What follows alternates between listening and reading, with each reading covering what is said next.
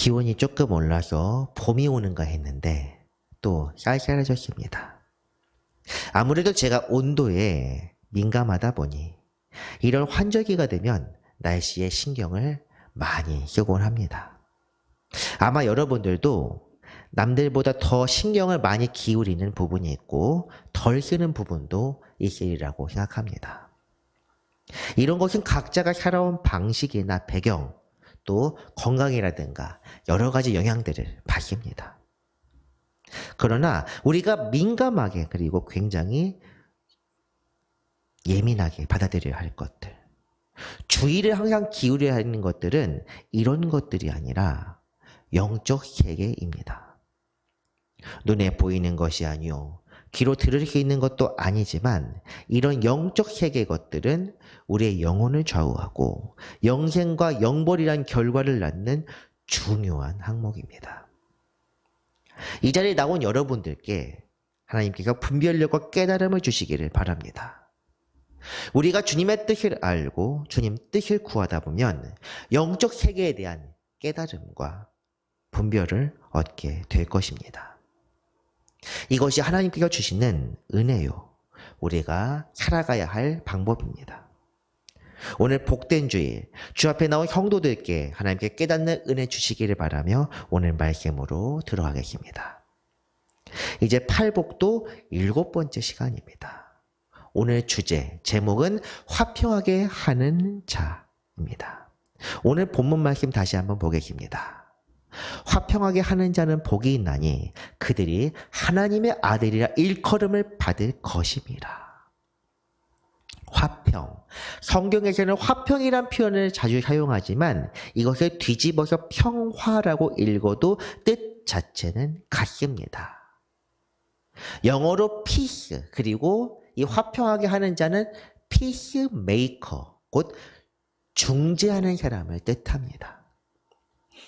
이미 6시간 동안 우리가 팔복에 대해 말씀을 나누었으니만큼 이 평화 또는 화평이 육신의 평안과 심신의 안정을 뜻하는 게 아니라는 것은 다들 아시리라고 생각합니다. 화평하게 하는 것, 이 화평은 영적인 평화를 가리킵니다.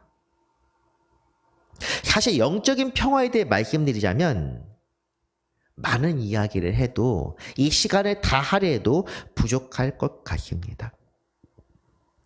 평화는 성경에서 가장 중요한 가치요. 주님께서 이루시는 영원한 나라의 핵심이기 때문입니다. 오늘은 본문과 여러 성경 말씀을 통해 그 영적 평화가 무엇인지 그리고 어떻게 하면 그것을 이룰 수 있는지에 대해서 알아보고자 합니다. 오늘 말씀을 통해 우리 마음에 참된 평화를 얻고 주님께 가까이 나아가는 복된 성도들 되시기를 바랍니다. 영적 평화를 이야기하기 전 우리가 반드시 짚고 넘어가야 할 것이 있습니다. 당연하겠지만 이 영적 평화라는 것이 세상에서 말하는 평화와는 완전히 다르다는 것입니다. 앞서 6시간 동안에도 세상과 다른 영적 가치에 대해서 말씀을 나누었지만 오늘 우리가 다루는 주제인 이 평화라는 것은 세상에서 자주 사용되는 말씀일 뿐 아니라 교회에서도 이 평화에 대해서 많이 이야기하곤 합니다. 그만큼 또 잘못 사용되고 있는 것이 바로 이 평화라는 표현입니다. 하늘의 평화를 설명하기 위해, 이 영적 평화를 설명하기 위해서 먼저 필요한 말씀이 있습니다. 예수님께서 하신 말씀 마태복음 10장입니다. 내가 세상에 화평을 주러 온 줄로 생각하지 말라. 화평이 아니요 검을 주러 왔노라. 내가 온 것은 사람이 그 아버지와 딸이 어머니와 며느리가 시어머니와 불화하게 하려 함이니 사람의 원수가 자기 집안 식구리라. 여기에서 예수님은 자신의 사명이, 예수님의 사명이 화평이 아니라고 분명히 말씀합니다. 같은 마태복음에서도 이렇게 다릅니다. 앞서 우리가 읽은 이 현상수 말씀과 서로 배치되는 것처럼 보이는데 여기 나오는 화평과 산상수훈에 나오는 화평을 다른 개념으로 생각하면 이해할 수 있습니다. 지금 우리가 보는 10장 말씀에서 말하는 화평이라는 것은 세상의 평화입니다. 서로 불화하지 않고 다투지 않고 한마음으로 화목하게 살아가는 것. 그러나 영적인 평화는 이런 것이 아닙니다.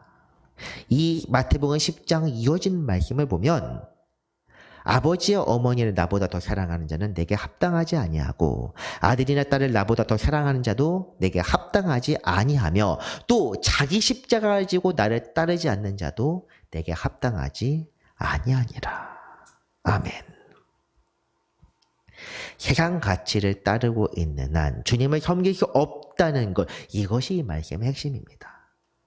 일부러 싸움을 유발하는 것이 아니라 주님보다 앞서면 그 어떤 것도 잘못되었다는 것입니다. 세상에서 이렇게 말합니다. 평화에서 얘기할 때 은근히 많은 시의 표현, 좋은 게 좋은 거다. 그런데 성경에서 말하는 평화는 좋은 게 좋은 것이 아니라 복음을 위해서는 그 어떤 것도 버릴 수 있는 그런 마음, 심지어 상식과 통념, 전통까지 버릴 수 있는 그것이 바로 하나님 나라에 합당하다는 뜻입니다. 아버지와 어머니, 아들이나 딸, 가장 기본적인 그리고 핵심적인 가족 공동체입니다. 이들을 사랑하는 것은 그 어떤 것보다 당연한 이야기며 성경에서도 내 부모를 공경하라 이렇게 말씀하고 있습니다. 하지만 주님의 가치보다 앞설 수는 없습니다. 내 부모를 공경하라. 어떻게? 주 안에서. 특히 믿음 때문에 가족들과 어려움을 겪은 분들은 이 말씀을 더 쉽게 그리고 절실하게 이해할 것이라 생각합니다. 주님의 이름을 위하여 옛적에 처음 이 땅에 복음에 들어왔을 때는 더욱 심했습니다. 가족들이 가장 크게 박해했습니다. 그러나 이 말씀을 믿고 굳건하게 살아왔기 때문에 우리 조상들이 그렇기 때문에 우리에게도 지금 이 복음의 말씀이 전해지고 있는 것입니다. 성경은 이런 것을 십자가를 진다 이렇게 말씀합니다. 세상의 가치에 따라 화목하는 것이 아니라 복음 아닌 것들과 분리되어 주님만을 따르며 살아가는 것. 주께서 우리를 위해 모두에게 조롱과 멸시를 받으며 십자가를 지신 것처럼 세상을 등지고 주님의 뒤를 따르는 것이 십자가를 지는 삶입니다. 영적 평화는 바로 이 십자가 지는 것과 깊은 관계를 맺고 있습니다. 영적 평화란 세상 사람들이나 혹은 집단, 관계의 평화가 아니라 우리 죄 때문에 깨어져 버린 하나님과의 평화를 뜻합니다. 주님께서 말씀하시는 평화는 요한복음 말씀에서도 잘 나와 있습니다. 평안을 너희에게 끼치노니 곧 나의 평안을 너희에게 주노라. 내가 너희에게 주는 것은 세상에 주는 것과 같지 아니하니라. 너희는 마음에 근심하지도 말고 두려워하지도 말라. 아멘. 평안이란 표현은 흔들리지 않는 내적 상태 곧 영적 평화를 가리킵니다. 이 요한복음 말씀에서 나온 것처럼 세상에 주는 것과 같지 않은 것, 근심하거나 두려워할 필요가 없는 안정적인 상태가 바로 이 평안입니다. 제자들은 예수님께서 떠나가시는 것을 두려워했지만 주께서 말씀하십니다. 나 대신 오는 보혜사, 성령이 함께할 때 깨닫게 될 것이며 하나님의 사랑을 알게 될 것이다. 그리고 그 말씀은 오순절 때 성령 강림과 함께 제자들에게 증거로 나타납니다.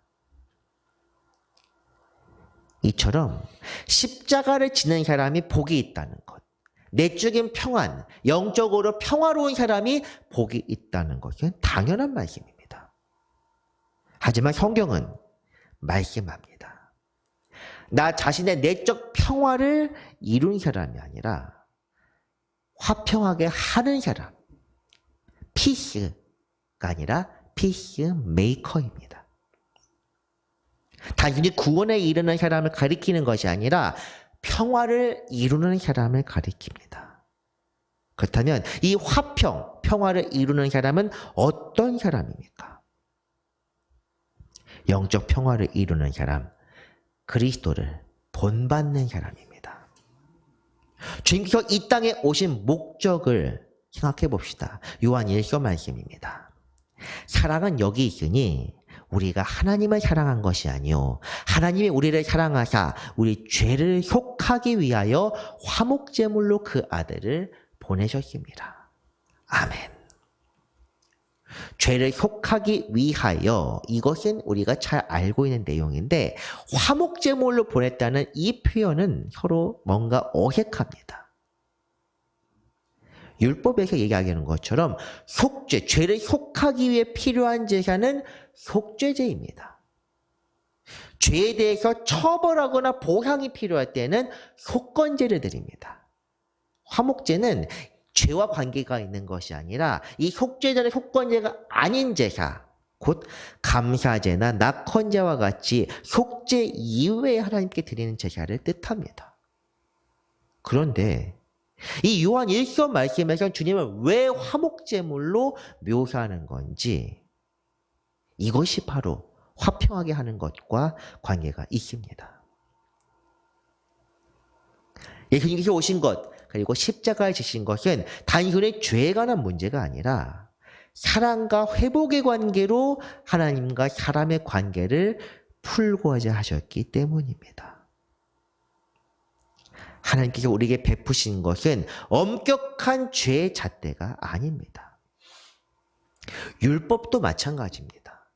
율법은 사람을 정죄하기 위함이 아니라 죄를 분명히 깨닫게 하여 그 죄를 회개하고 돌이켜 씻음을 받기 하기 위해서 만들어졌습니다. 예수님께서 오신 이유도 마땅히 깨어진 관계를 다시 잇기 위하여, 화목하게 하기 위하여 이 땅에 오신 것입니다. 화평을 위해 이 땅에 오셨고 귀한 피를 흘리심으로 화평을 이루셨습니다. 주님이야말로 화평하게 하신 분이십니다. 그러므로 이 주님을 본받는 삶이 곧 화평하게 하는 사람입니다. 그리스도 안에 거하는 사람은 주님을 따르는 제자가 되어 새 사람이 되고, 이런 사람이 화목하게 하는 사람이 될 수 있습니다. 고린도서 말씀 한번 보겠습니다. 모든 것이 하나님께로서 났으며 그가 그리스도로 말미암아 우리를 자기와 화목하게 하시고 또 우리에게 화목하게 하는 직분을 주셨으니 곧 하나님께서 그리스도 안에 계시사 세상을 자기와 화목하게 하시며 그들의 죄를 그들에게 돌리지 아니하시고 화목하게 하는 말씀을 우리에게 부탁하셨느니라. 아멘. 그리스도는 하나님의 능력이 되셔서 우리를 화목하게 하시고 또한 복음을 통해 세상과 하나님의 관계를 화목하게 하도록 부탁하십니다. 세상의 평화를 따를 것 같으면 우리가 사람들 앞에서 최대한 분란을 피하고 분쟁을 피하고 해야겠지만 우리는 영적 평화를 지향하는 십자가를 지는 사람들로서 마땅히 그리스도를 본받아 복음에 따라 살아가야 합니다. 복음이 곧 화평하게 하는 말씀이요, 복음대로 살며 복음을 실천하는 것이 화평하게 하는 삶입니다. 우리가 하나님의 뜻대로 살면 곧 그리스도의 제자요, 그리스도를 본받아 화평하게 하는 사람이 됩니다. 이 영적 평화가 십자가를 지는 삶이라는 것을 생각해 보면 우리가 그리스도를 뒤따라 자기 십자가를 지는 것이야말로 이 곧 화평하게 하는 삶임을 깨닫게 될 것입니다. 다시 말해 이것이 엄격하게 분리할 필요 없이 영적 평화를 내적으로 이룬 사람, 이 사람은 곧 주님을 본받아 화평을 이룬다는 것을 지금 말씀드립니다. 조금 전에는 내적 평화와 화평하게 하는 것을 분리해서 말씀드리긴 했지만 우리가 주님의 뜻대로 살아가게 되면 마땅히 주님 안에서 영적 평화를 이루는 삶을 산다는 것을 말씀드립니다. 우리가 먼저 하나님과 화목하게 되면 하나님께서 그분의 거룩하신 뜻을 우리를 통해 이루어 가십니다. 이것이 곧 주님의 뜻이요. 주님께서 이루시는 참된 평화와 회복입니다. 하나님께서는 세상을 죄로부터 깨끗하게 하여 거룩하신 하나님께로 돌리고자 하십니다. 이를 위해 우리가 하나님의 뜻을 깨닫고 순종하게 되면 우리가 화평하게 하는 사람, 피스메이커라 할 수 있습니다. 그러므로 야고보서는 화평으로 심어 의의 열매를 거둔다. 이렇게 말씀합니다. 화평은 사랑과 은혜의 영역이지만 이것을 통해 하나님의 공의가 실현된다는 것을 말씀드립니다. 사랑과 은혜, 섭리와 공의는 서로 분리되거나 무관한 것이 아니라 다 하나님 한 분께로부터 나오는 것임을 분명히 기억해야 합니다. 이처럼 그리스도를 본받는 자, 십자가를 지고 하나님의 뜻에 순종하는 사람이 복이 있도다. 오늘 산상수훈이 가르치는 것이 바로 이렇습니다. 이런 사람이 받을 복은 무엇입니까? 오늘 본문 다시 한번 보면서 알아보겠습니다. 화평하게 하는 자는 복이 있나니 그들이 하나님의 아들이라 일컬음을 받을 것임이라. 하나님의 아들이라 일컬음을 받는다. 아들이라고 해서 남자만을 가리키는 것은 아닙니다. 당시 상황을 잘 고려해서 들으시길 바랍니다. 대부분 그때 당시에는 남자들만 후에 기록하고 있습니다. 여성의 인권이 지금처럼 보장되는 것이 아니기 때문에 아들이라고 기록했지만 사실 이것은 하나님의 자녀를 가리키는 것입니다. 이 하나님의 자녀들은 누구를 가리키는 표현입니까? 첫 번째로 하나님께서 자녀 삼아주시는 사람들입니다. 오랜만에 히브리서 말씀 한번 보겠습니다. 하나님의 자녀에 대한 단서 2장 말씀입니다. 거룩하게 하시는 이와 거룩하게 함을 입은 자들이 다 한 근원에서 난지라. 그러므로 형제라 부르시기를 부끄러워하지 아니하시고 이르시되 내가 주의 이름은 내 형제들에게 선포하고 내가 주를 교회 중에서 찬송하리라 하셨으며 또다시 내가 그를 의지하리라 하시고 또다시 볼지어다. 나와 및 하나님께서 내게 주신 자녀라 하셨도다. 11절 말씀. 거룩하게 하시는 이는 하나님이십니다. 거룩하게 함을 입은 자, 이 사람들이 바로 하나님의 자녀입니다. 거룩하게 함을 입은 자입니다. 스스로 거룩하게 되는 것이 아니라 거룩하게 함을 입은 자. 이 거룩함이라는 것이 무엇이냐? 지난 시간 우리가 읽었던 것처럼 정결하게 된 사람입니다. 하나님께서 죄를 씻어주시고 하나님의 뜻을 선포하는 마음이 청결한 자를 가리키는 말씀입니다. 인간은 스스로 거룩하게 할 수 없지만 하나님께서 은혜로 의인이라고 인정해 주십니다. 이것이 우리가 바라는 소망이요. 이 세상을 주님께 돌리고게 하는 화평의 복음입니다. 우리는 언제나 이 복음을 마음에 품고 믿음으로 살아가야 합니다. 우리는 하나님의 형상대로 지음을 받은 자였지만 죄로 인해 타락한 자. 그런데 하나님께서 은혜로서 피의 언약으로 거룩하다고 인정해 주신 사람들입니다. 피의 언약이라는 것은 우리와 하나님의 관계가 혈맹으로 그리스도의 피를 통하여 주님과 우리가 하나가 되었다는 것을 뜻합니다. 피의 언약입니다. 이 약속의 효력은 우리의 믿음을 통해 유지되며 정결하게 된 모습으로 마지막 때에 온전히 실현됩니다. 복음은 우리를 거룩하게 하는 약속이요, 하나님의 편, 그분의 자녀로 삼는 능력입니다. 두 번째로 하나님의 자녀는 세상에서 그분의 자녀로 드러나는 사람입니다. 이 주제는 사실 팔복 말씀 이후에, 부활절 이후에 우리가 나눌 말씀입니다. 5장 16절 말씀 보면 이같이 너희 빛이 사람 앞에 비치게 하여 그들로 너희 착한 행실을 보고 하늘에 계신 너희 아버지께 영광을 돌리게 하라. 아멘. 16절 말씀은 세상의 빛과 소금이라는 주제의 결론입니다. 하나님의 뜻대로 준행하며 순종하면 이 착한 행실은 그냥 세상에서 말하는 착한 것이 아니라 주님의 뜻에 합당한 행위를 뜻합니다. 하나님의 뜻대로 순종하게 되었을 때 세상의 그 사람들을 통해 하나님께 영광을 돌리게 된다는 말씀입니다. 사도행전 2장에서 성령이 제자들에게 임하게 되었을 때 그들은 방언을 말하며 그리스도의 복음을 선포했습니다. 말씀을 듣고 찔림을 받은 자들을 회개하며 복음을 믿게 되었는데 이것이 바로 이 16절 말씀의 성취입니다. 성령의 역사를 체험한 자들은 하나님의 자녀요, 그리스도의 제자라고 일컬음을 받았습니다. 제자를 그리스도인이라고 부르게 된 것이 사도행전에서 나오는 표현입니다. 크리스천입니다.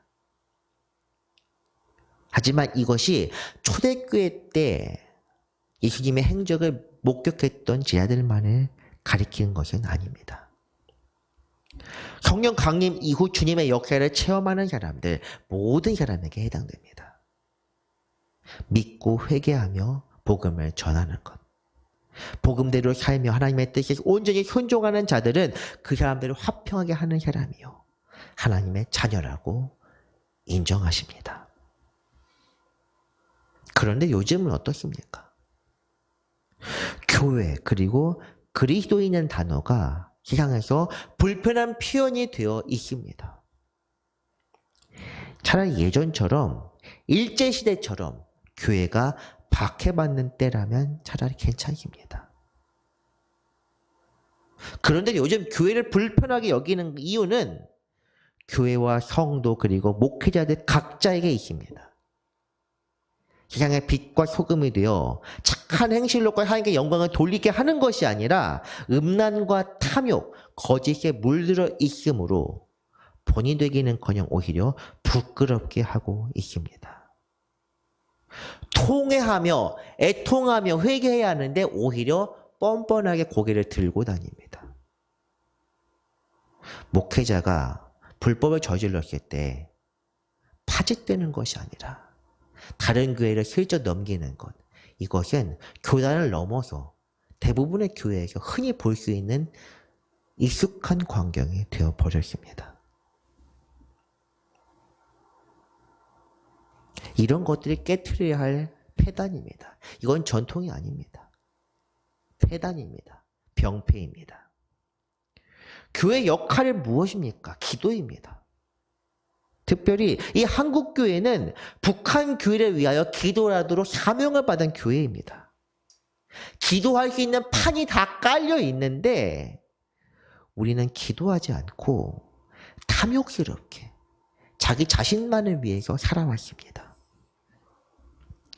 거룩하게 된 자는 예수님께서 형제라 부르는 것을 부끄러워하지 아니한다고 히브리서에서 이렇게 말씀하는데 우리는 속된 자가 되어 이 땅에서 멸망길을 향해 가고 있습니다. 주님의 뜻을 깨닫지 못하는 자는 거룩하지 못한 자고 속된 자요, 멸망에 떨어질 사람입니다. 이것을 내일은 아닐 거라 생각하지 말아야 합니다. 난 지금 기도하고 있는데 그걸로 부족합니다. 부끄러워하고 가슴을 치며 기도해야 합니다. 주여, 이 땅을 고쳐주셔서 교회를 살려주셔서. 교회는 그럴듯한 문화적 예능 요소로 사람들을 끌어모아서 그렇게 해서 구제되는 것이 아닙니다. 밖에 나가 교회 장점을 설파하여 혹은 예수 믿으라는 말로 사람들을 혹하게 만드는 것으로 구원을 받는 것도 아닙니다. 교회를 살게 하는 것은 단 10명이라도, 아니 1명이라도 하나님의 뜻에 귀를 기울이며 애통하며 기도하는 자들을 통해 교회가 살아나게 되는 것입니다. 이렇게들 이야기합니다. 요즘 교회는 섞인 교회다. 속된 자들이 교회에 들어와서 그런 사람들이 활동하기 때문에 어쩔 수 없다. 불평할 일이 아닙니다. 먼저 기도하며 교회와 성도가 주님 보시기에 부끄러지 않도록 그 착한 행실로서 믿지 않는 자들이 와서 회개하며 엎드리며 하나님께 영광을 돌릴 수 있도록 그렇게 기도해야 합니다. 저도 기도하지 못했습니다. 교회의 비리, 성도들의 폐단을 보며 저들의 죄를 손가락질했습니다. 나는 저렇게 안 하는데. 이것도 죄입니다. 주여, 나는 저들처럼 살지 않고 주님 법에 따라합니다. 바리새인의 기도입니다. 이런 사람들에게 주님께서 마지막 때에 똑같이 하십니다. 너는 나와 다르니까 내 편으로 인정할 수 없다. 사랑하는 성도 여러분, 우리가 지금 팔복을 7번째 시간, 7주 동안 읽고 있습니다. 그런데 팔복에 대해서 사실 팔복이라고 해서 복을 강조하기 때문에 복이 있나니만 기억하는 사람들이 꽤 많이 있습니다. 팔복을 이렇게 한번 읽어봅시다. 복의 내용을 빼고 읽으면 이것처럼 무서운 말씀이 없습니다. 마음이 가난한 사람들이 천국을 소유한다. 애통하는 사람들이 위로받을 것이다. 온유한 자들이 땅을 기업으로 받을 것이다. 의에 줄이고 목마른 자들이 채움을 받을 것이다. 긍휼히 여기는 자들이 긍휼히 여김을 받을 것이다. 마음이 청결한 자들이 하나님을 볼 것이다. 화평하게 하는 자들이 하나님의 자녀라 불릴 것이다. 여기서 마음이 가난하면 천국을 소유한다. 이것은 일방적인 조건문입니다. 마음이 가난한 사람들이 마음이 가난하게 되면 그 사람들은 모두 다 천국을 소유하게 됩니다. 이것은 일방적인 조건문인데 아쉽게도 이 모든 구절들은 일방적 조건문이 아니라 쌍방 조건문입니다. 다시 말해 마음이 가난하지 않은 사람들은 천국을 소유할 수 없고 애통하지 않으면 위로받지 못하며 온유하지 않은 사람들은 땅을 기업으로 받을 수 없고 의에 줄이지 않으면 체험받을 수도 없다. 5번째부터가 무서운 말씀입니다. 긍휼히 여기지 않으면 긍휼히 여김도 받을 수 없다. 1만 달란트 비유를 통해 우리가 이미 알고 있는 내용입니다. 마음이 청결한, 마음이 순전하지 못하면 하나님을 볼 수 없다. 오늘 말씀 화평하게 아닌 십자가에 치지 않으면 하나님의 자녀라고 인정받지 못할 것이다.